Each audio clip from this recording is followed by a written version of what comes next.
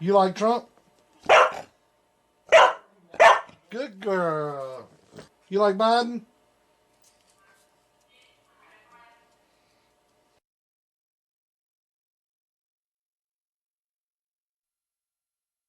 Come on, man. We cheated.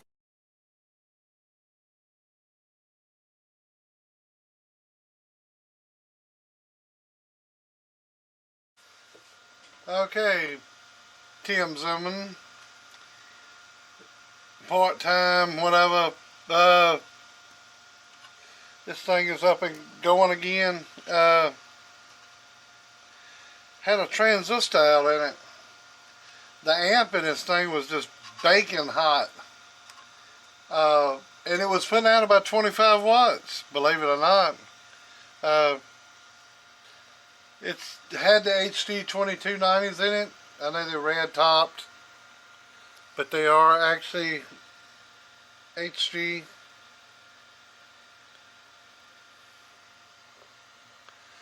That one is actually one was working, this one's not.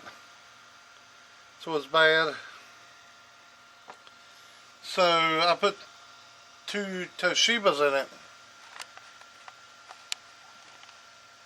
Let's see if I can get a picture of them.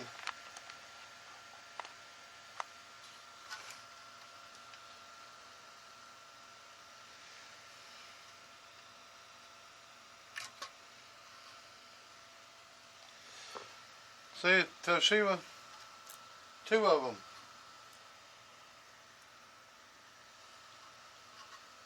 Two Toshibas, real ones, not no bullshit ones. HFE on this one was 35, on the other one was 36. So, and I added the cap there. Added that, put another cap there. Went down to about 1,000 puff there. It was about 1,300. This was about 470. Went down to 330. And it's not doing as much. It's probably doing the same power. It's doing about 100 watts, I think. Let's see. No, that's a 500 watt slug. So it's actually doing 200 watts. I gotta watch because this is a 500 watt slug. Right here's a slug, 500 watt.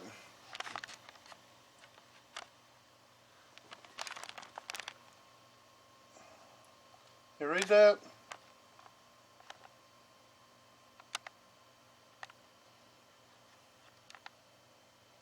$500 watt. Put up this meter here.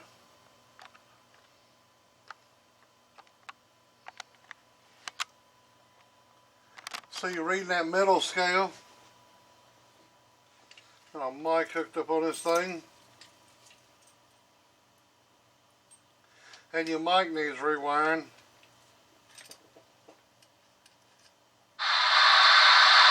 You have receive. Audio. Oh.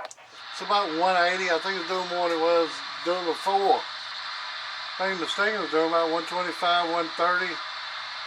And I think it's doing a little bit more now than it was then. Oh. This is doing RMS. Turn that off. So you're reading that middle scale. 1 is 100, 2 is 200, 3 is 300, so halfway between that will be that first long mark. Oh. Oh. That's 60 or 70 bird for this radio here. Ain't too bad. Go back to the peak again. Oh. Hello. Turn the variable power wide open.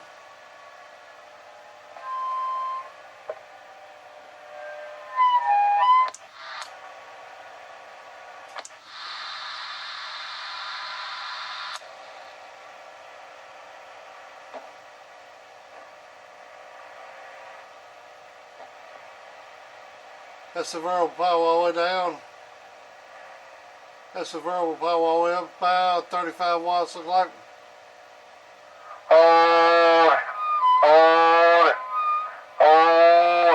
And that's the test radios coming through. Cobra 29, if y'all can hear that. It's coming through that one there. 1, 2, 3, 4. Get the mic gain up a little bit too much, wasn't a squeal. But that right there, his mic gain's about a tenth of the way over. Hello, 1, 2, 1, 2. 1, 2, 1, 2, 1, 2, 1, 2, 1, 2. 1, 2, 3, 4. 1, 2, 3, 4. 1, 2, 3, 4. 1, 1, 1. 1, 2, 3, 4, 5. 1, 2, 3, 4, 5. I don't think it sounds too bad.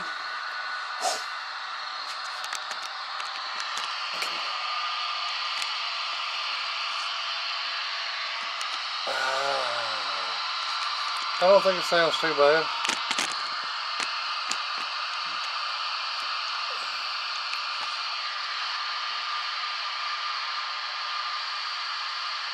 I think you get more if it had more bigger power wire, but it's kind of hard to get all that through this type connector.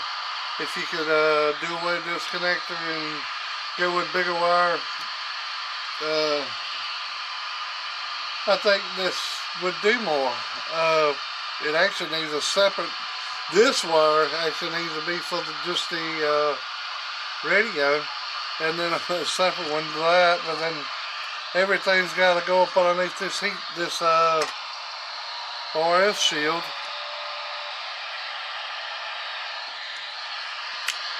But I didn't think I was going to be able to get it going. But I talked to the one and only Matt at the Radio Garage, and I told him what it was doing. And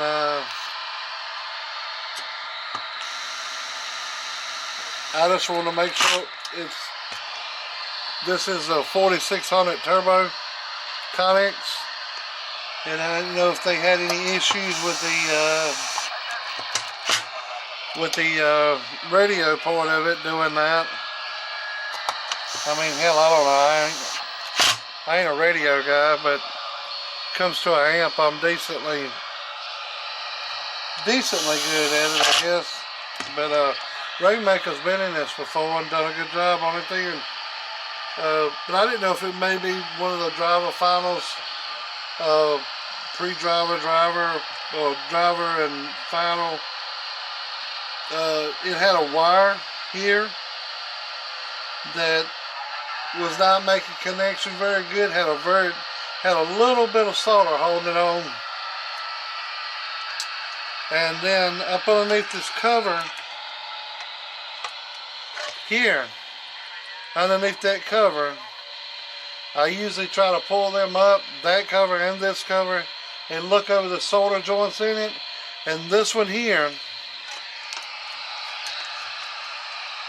had this cap right here.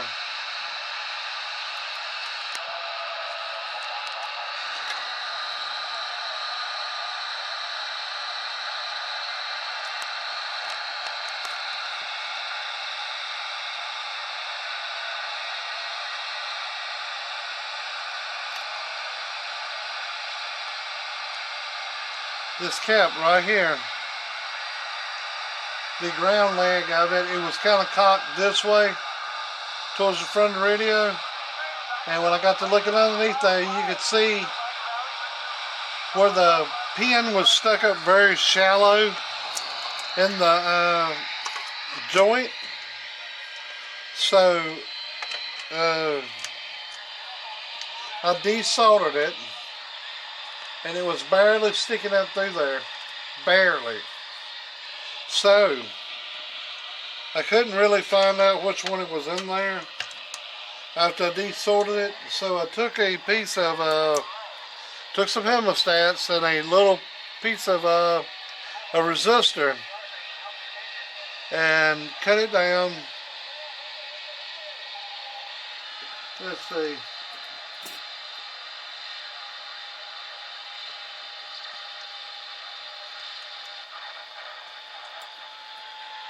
This one's dirty. Well, it's got soda on it. But I cut them down like this.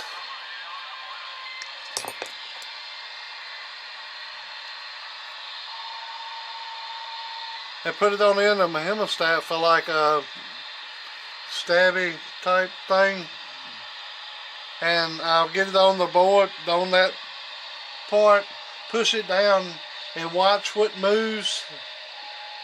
If it's a resistor or disc capacitor or anything, watch what moves. Just push up and down on it and see what moves, and you can tell what it is. Of course, nothing else should move. So I found that one, and then it was one right here that wasn't right. That was actually those two wires that wasn't going through. And let's see where else.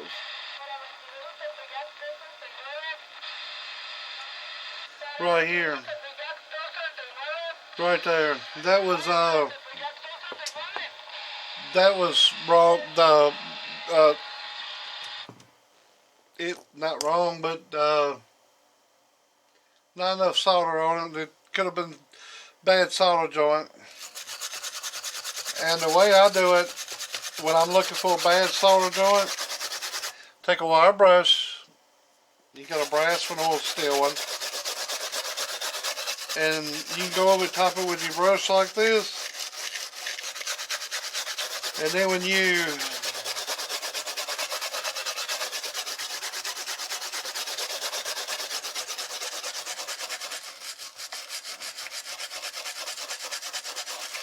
just takes the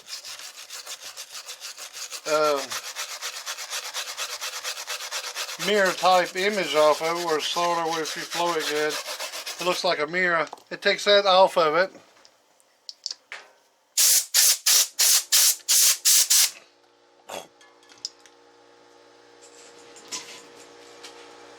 And then when you solder another spot, let's pick a spot on radio. It's unhooked. Let's pick a spot on radio.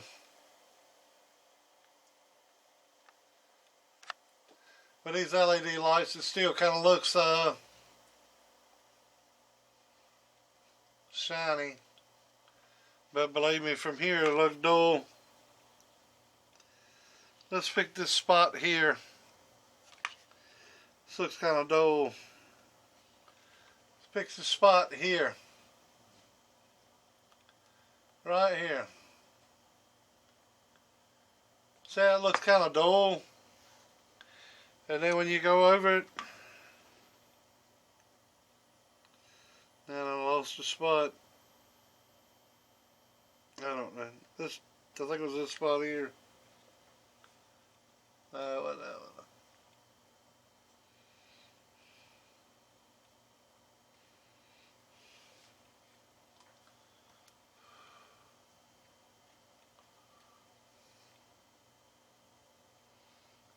That spot there.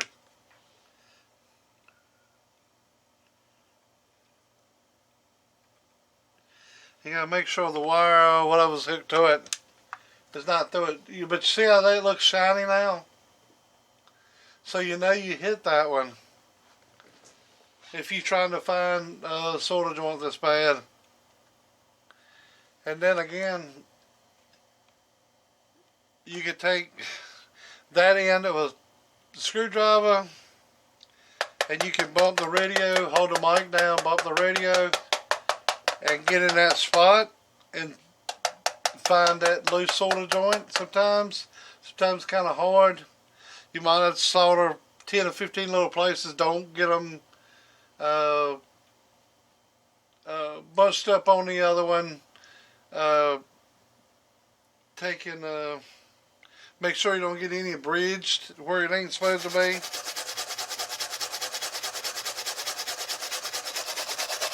That's a bad problem. You gotta have some good spectacles to see these little fine joints. But look for them, and you can clean.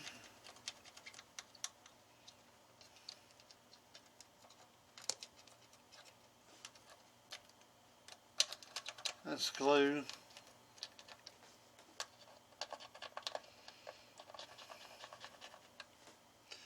But this is just a rounded off end. Just clean the flux off of it.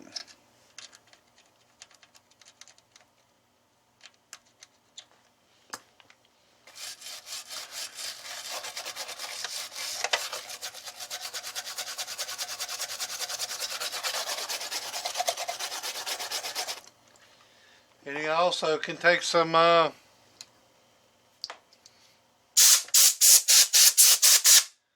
can of freeze and spray little sections of it and try to find a low solder joint. Sometimes that's what it is. Or either you can push on the board. Don't try to push real hard, because you can crack these boards, but push on them this way and from the other side, and sometimes it'll make the connection. But I mean, you'll know it's a loose solder joint then. You'll just have to figure out where it's at. And like I said, you can start in little blocks and solder little ones. If you think it's in that section, and if you tap on it and you know it's in this section, just solder everything around this little section. Make sure you don't bridge anything. And then, like I said, the new solder joints will be clear. And just keep an eye on what you're doing, and you can find a bad solder joint. But this came up when I checked it with the flare up on the way that amp is made. It was kind of seeing the resistor instead of the transistor. The flyback resistor was seeing that, and you couldn't really see this in bad. And like I said, it was putting out wattage, but not enough. It was only putting out 20. And now it's doing a lot better than it was. I'm not sure what this thing used to put out. I'd have to go back to Rainmaker's videos and look on there. But I think the last time I checked it was about 140. But this is driving a 6-pill that I built him, and he has got it in his big truck. And nothing special in it, no extra batteries, no nothing, but he has got some good one-off cable. And he switches trucks probably 2 or 3 a year, but sometimes. So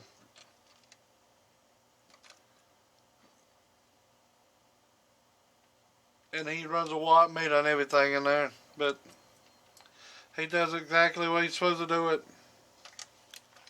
I think the light is out in this. It needs a new light.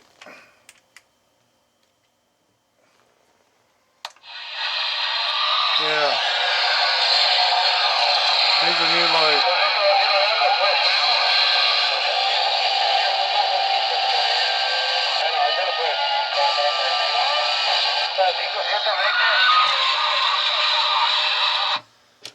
So I'm probably end the video here. Just giving you a few little tips on how I do it, which probably ain't the right way all the time, but it gets done. It's back up and working.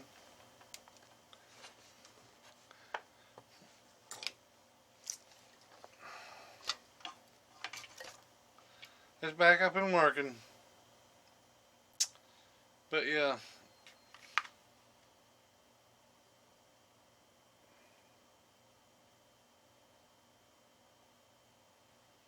And make sure when you put these down, you put them down the right spot. If you have to, mark it with a Sharpie. Just put a dot there and a dot here on the board, so you get it back in the same spot, because this is ground.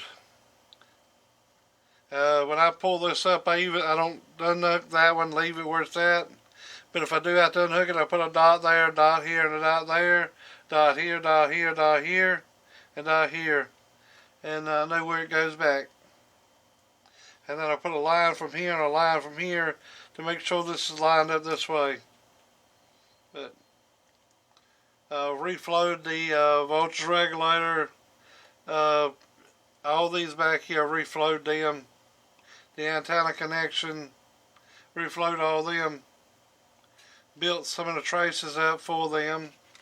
Made sure there ain't nothing touching. This wire here looked like it was about popped out, and I pushed that through a little bit more and resoldered it, and it's really needs a little trimming. There it is. But yeah.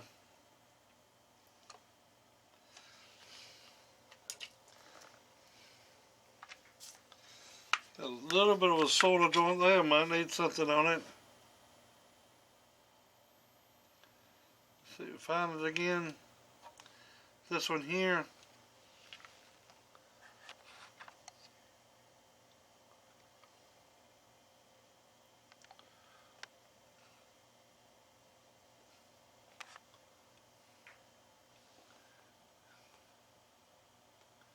It's set on film.